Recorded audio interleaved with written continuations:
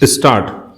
अध्यक्ष महोदय, उसके लिए सब कुछ करना है तो फिर कृषि उत्पादन का जो मूल आधार है, उस खाद और पानी की जो व्यवस्था है, जब उस पर ही कर लगाया जाता है तो मेरे मन में आता है कि कहीं वित्त मंत्री महोदय अपनी ही बात को अपने ही सिद्धांतों के द्वारा तो काट नहीं रहे हैं। स्टॉप। मैं कहना चाहता हूं कि हमारे देश में अभी भी चौथाई भूमि से ज़्यादा सिंचित भूमि नहीं है। स्टॉप। इस देश की जितनी कृषि योग्य भूमि है उसका चौथाई से भी कम हिस्सा ऐसा है जो सिंचित भूमि के नाम से पुकारा जा सकता है। स्टॉप। मेरी राय में अब समय आ गया है जबकि पिछले 2-3 वर्षों की नीति पर फिर विचार किया जाए और एक मात्रा में घाटे के बजट का सहारा लेकर ही सही आर्थिक तथा सामाजिक विकास योजनाओं की गति को बहुत बढ़ा दिया जाए। स्टॉप। इस मामले में मैं समझती हूँ कि तुरंत कार्रवाई होनी चाहिए ताकि आज जन साधारण में जो असंतोष उभर रहा है वह हानिकर दिशाओं में न चलने पाए। स्टॉप।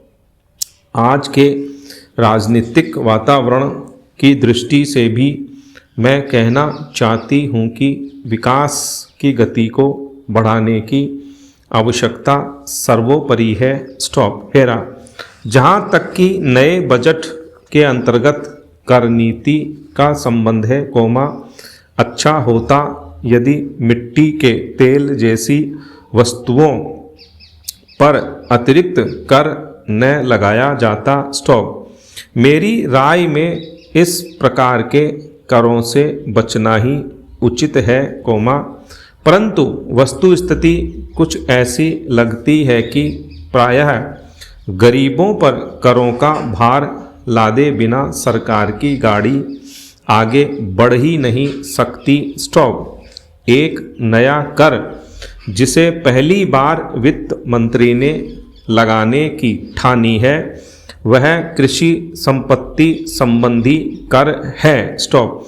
अब से पहले कुछ राज्यों में कृषि संबंधी आयकर लगाया गया था, परंतु उसके प्रशासन तथा वसूली आदि में इतनी कठिनाइयां आईं कि राज्य सरकारों को अपनी नीति बदलनी पड़ी। स्टॉप।